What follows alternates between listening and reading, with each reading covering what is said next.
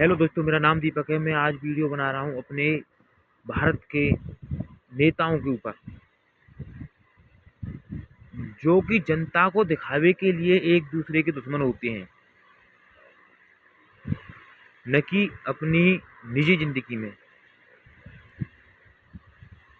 दोनों पार्टी के नेता विपक्ष और पक्षी नेता होते हैं, जो उनमें इतना प्यार होता है, उनमें इतना मिलन होता है, बहुत ज़्यादा। सिर्फ उनमें दुश्मनी होती है जनता को दिखाने के लिए।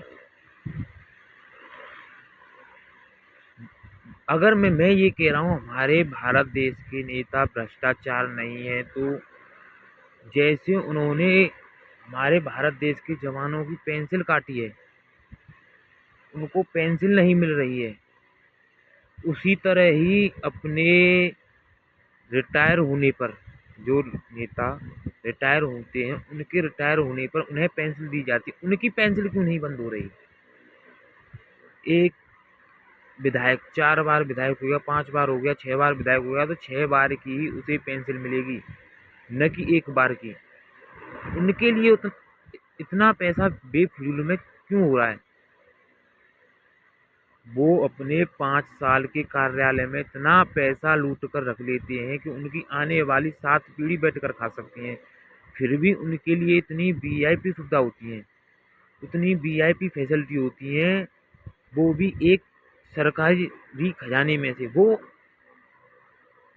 अपना खर्चा अपने पैसे पर क्यों नहीं चलाते हैं? सबसे पहले तो नेताओं के लिए कोई भी पेंसिल नहीं होनी चाहिए, और एक आम आदमी अपनी जेब में से 350 रुपये का रिचार्ज करा कर उसका महीना कट जाता है, तो फिर नेताओं के लिए 10,000 रुपये मोबाइल का रिचार्ज का भत्ता किस बात का? जब हमारा काम 350 रुपये में चल रहा है, तो नेताओं के लिए 10,000 रुपये का महीने का भत्ता किस लिए? रिचार्ज का। वो भी तो अपनी जेब में से 300 350 रुपये का रिचार्ज करवा सकते हैं। उनके लिए हॉस्पिटल में, सरकारी हॉस्पिटलों में फैसिलिटी फ्री, एयरप्लेन में फ्री, वीआईपी तरह के ट्रीटमेंट किसी भी होटल में चले जाएं उनमें फ्री। हर जो सुविधा भारत देश में अलाउ है, वो नेताओं के लिए सब कुछ फ्री है। एक आम आदमी के लिए कुछ है कि नहीं है?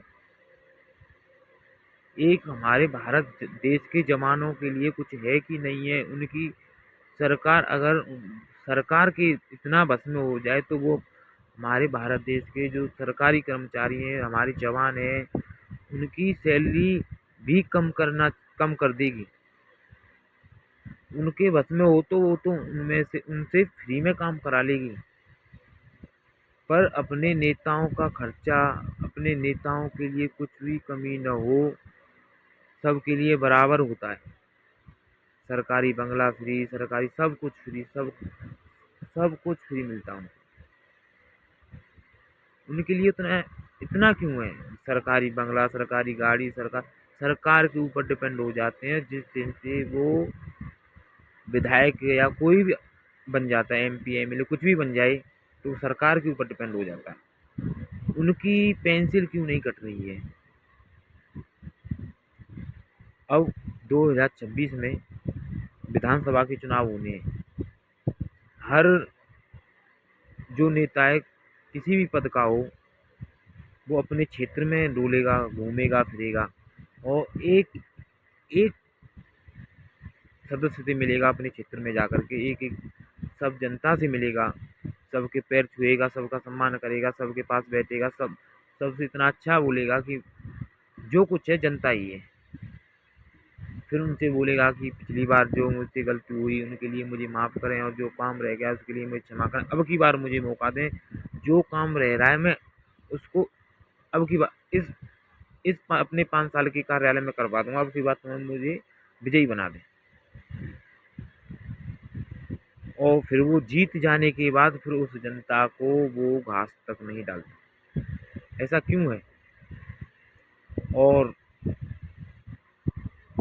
एक बार जो जीत जाता है, फिर न अपनी पंचायत में आता है, न अपने शहर में आता है, न अपने ज़िले में आता है।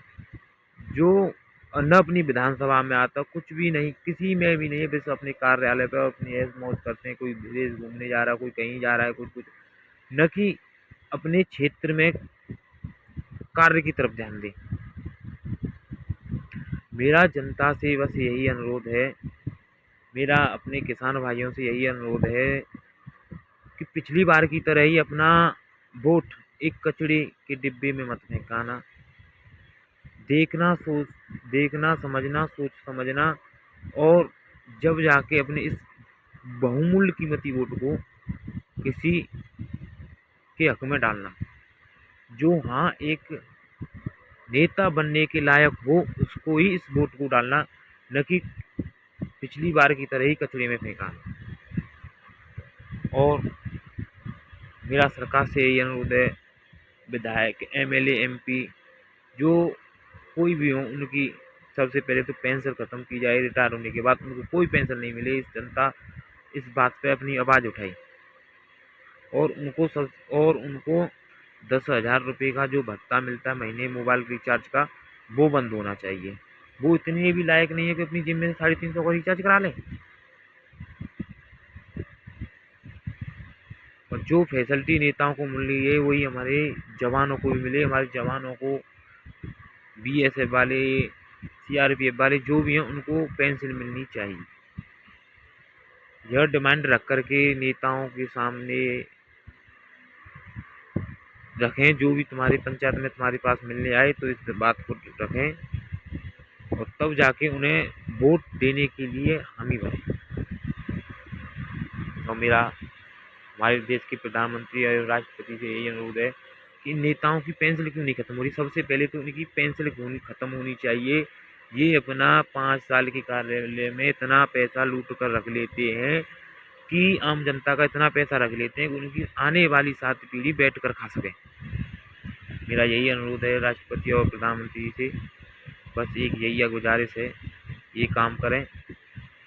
और मैं इसी बात को रखते हुए अपने ब्लॉग का एंड करता हूँ। जय हिंद, जय भारत, और मिलते हैं कल नए ब्लॉग के साथ।